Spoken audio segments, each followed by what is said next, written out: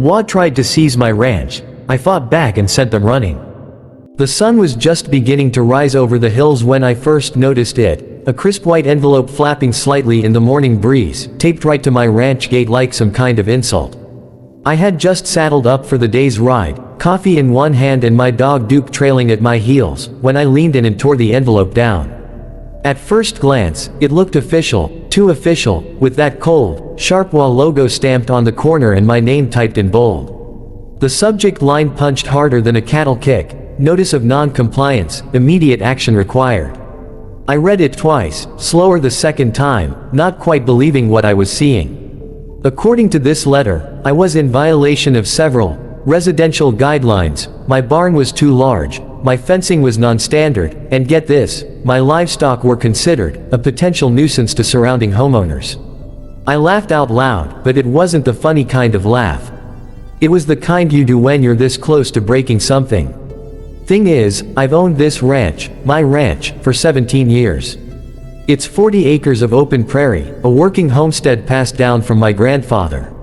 We raise horses and some cattle, fix our own fences, and keep to ourselves. The nearest so-called homeowners are 5 miles down the road in that new prefab subdivision the developers dumped in last year. Concrete homes lined up like cereal boxes, with manicured grass and people who think dirt is something you vacuum, not walk on. I never agreed to join any HOA. Never signed anything. I figured they had no claim over my land, and this was some kind of misunderstanding. Still, I drove down to their office the next day just to clear it up. Walking into that HOA office was like stepping into another world. Glass doors, fake smiles, and that sterile smell of printer ink and power-tripping egos. I introduced myself politely, holding the letter in my hand. The receptionist, a woman who looked like she hadn't touched soil in her life, gave me one of those corporate smirks and said, "Ah yes, Mr. Walker. We've been expecting you." That phrase stuck in my head like a splinter. Before I could respond, a man in a blue blazer stepped out from a side office, clipboard in hand, polished shoes, and that overconfident air of someone who thinks land is something you manage from a spreadsheet. He introduced himself as Darren Fields, HOA president, and immediately launched into legalese about how the development plans for the region had recently expanded, and how my parcel was now under extended HOA jurisdiction. I cut him off right there. My land ain't no parcel. It's a ranch, and it sure as hell ain't under your jurisdiction. He smiled, a slow, practiced, artificial kind of smile that didn't reach his eyes. That's where you're mistaken, Mr. Walker. We filed annexation paperwork with the county. It's all perfectly legal. I suggest you bring your property into compliance before we're forced to take further action. Something inside me snapped. I stared him dead in the face and said, "You can file all the paperwork you want. Doesn't change the fact that this land ain't yours. You wanna come for it, you better bring more than a clipboard." That was the end of that meeting. I walked out before I said something that'd get me arrested. But I wasn't walking away from the fight, just the conversation. Over the next week, things escalated fast. More letters arrived. Fines started piling up. I was being charged $500 a day for non-compliance. They claimed my animals violated urban density restrictions. They tried to say my barn wasn't up to code, even though it had stood there strong through 3 storms and a wildfire. Then came the so-called inspections. Men in polos and khakis trespassing on my property, taking photos, jotting notes. I caught one of them walking into my horse corral, clipboard in hand, without so much as knocking. I escorted him off with a shotgun in plain view, didn't aim it, just carried it. He never came back, but they didn't stop. They sent more letters, threatened legal action, claimed they could place a lien on my property. It was clear now, this wasn't about codes or compliance. This was a land grab. A quiet, legal ambush meant to pressure me into selling or folding. And from what I heard down at the feed store, I wasn't the only one. Turns out, a couple other ranchers out by Miller Creek had gotten the same treatment. One old-timer sold his land last month for pennies after getting swamped by fake fines and threats. The HOA had big plans. They wanted to turn our land into their next subdivision. More concrete, more cash, fewer ranchers. They picked the wrong man. I wasn't about to let a group of desk jockeys take what generations of my family had bled and worked for. I spent that weekend installing cameras, reinforcing fences, and making phone calls, to lawyers, to reporters, to anyone who'd listen. I even made a video, just me, on the porch, holding that first letter and telling folks what was happening.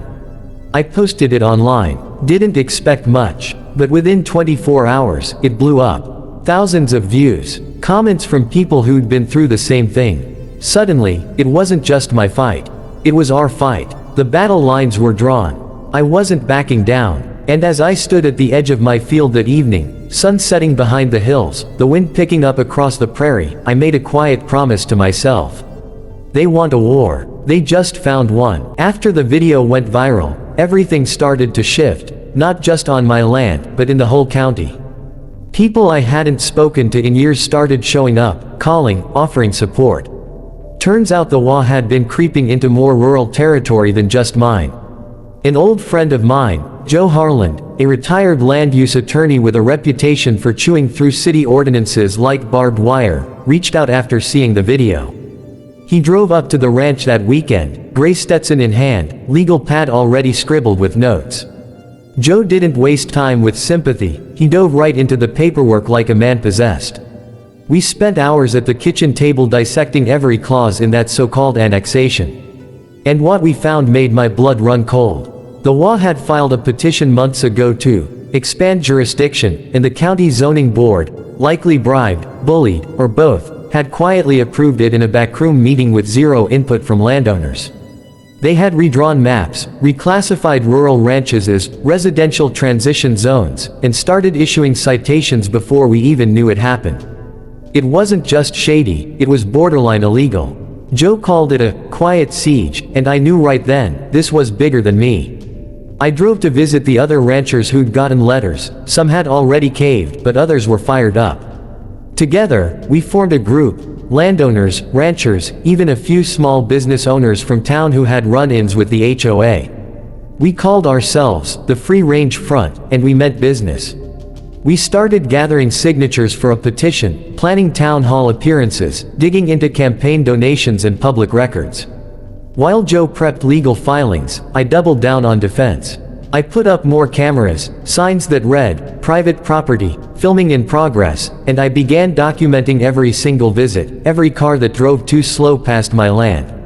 I had nothing to hide, but they sure did. I turned my front porch into a livestream feed. People across the country tuned in. Some donated, some sent supplies, and every time an inspector showed up, they found themselves on camera, red-faced, stuttering, exposed.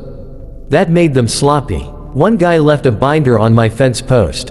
In it were printed forms for other landowners, all pre-filled with fake violations. That was our smoking gun. Joe nearly danced when I showed him. We submitted it with our complaint, and suddenly, the sheriff's office, who'd been neutral until now, started paying attention. They launched an internal review. The pressure was on. I wasn't just defending my ranch anymore. I was exposing a scheme that could ruin a way of life for folks like me. The lines had been drawn in the dirt, and if they wanted to cross them, they'd have to go through me, and a whole damn army behind me. Just when I thought things couldn't get worse, they did. It was early, just after dawn, and I was heading out to feed the horses when I saw it. Tire tracks gouged deep into the east pasture, straight through my property like they owned the damn place. The gate was busted clean off its hinges, bent like someone rammed it with a truck. My stomach dropped. I sprinted across the field and found Clara, my best mare, limping near the tree line, her flank gashed and bleeding. She must have tried to escape when the intruders came through. I wrapped the wound and called the vet. Heart pounding, fury boiling in my veins. This wasn't some random act of vandalism, this was a message. A threat. I checked my cameras and saw the footage. Two men in plain clothes, one driving a black SUV with no plates, the other walking the fence line with what looked like a clipboard. No badge, no warrant, no permission. Just more of their intimidation, and this time, it got physical. That was the final straw. I wasn't going to wait for another attack. I called Joe, and within 24 hours, we had a press conference set up, right on the property line, between my ranch and the road where all this trouble had started. Word spread like wildfire. Reporters showed up from all over the county. Drones buzzed overhead. Neighbors parked on the roadside with homemade signs, ranchers have rights, no HOA tyranny, hands off our land. I stood there with Clara's vet bill in one hand and the footage in the other, and I laid it all out. The letters, the illegal annexation, the harassment, the damage to my livestock, and the fear they were trying to plant in every rural landowner's heart.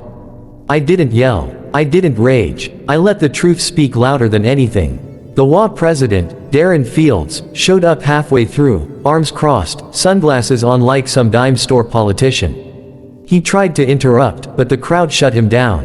And then, just as I was finishing my statement, the sheriff pulled up, not a deputy, but Sheriff Ruiz herself, freshly re-elected with strong support from the farming community. She walked straight over to Darren and handed him a fat envelope, an official cease and desist order, signed and stamped. Joe had filed the lawsuit that morning, and the evidence we'd gathered was enough to force a temporary halt to the HOA's actions countywide. Darren's smug face cracked for the first time, and I knew we'd hit them where it hurt. They had gone too far, and now they were exposed, not just to us, but to the whole damn state. This wasn't over, not by a long shot, but for the first time, I could feel the tide turning. We weren't just fighting back anymore. We were winning. It took months of hearings, filings, meetings, and more dirty tricks from the HOA, but when the final ruling came down, it hit like a thunderclap across the county. The annexation was ruled illegal, the enforcement actions null and void, and the HOA ordered to cease all activity outside their original subdivision boundaries. It wasn't just a win, it was a reckoning. Darren Fields and half the board resigned within a week, citing personal reasons, though we all knew it was because the truth had finally caught up with them.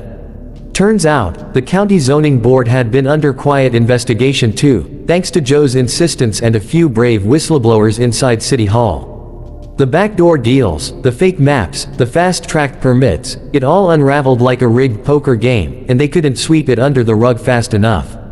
News crews returned to cover the aftermath, but this time the cameras weren't pointed at my gates in accusation, they were aimed in respect. I didn't do victory laps.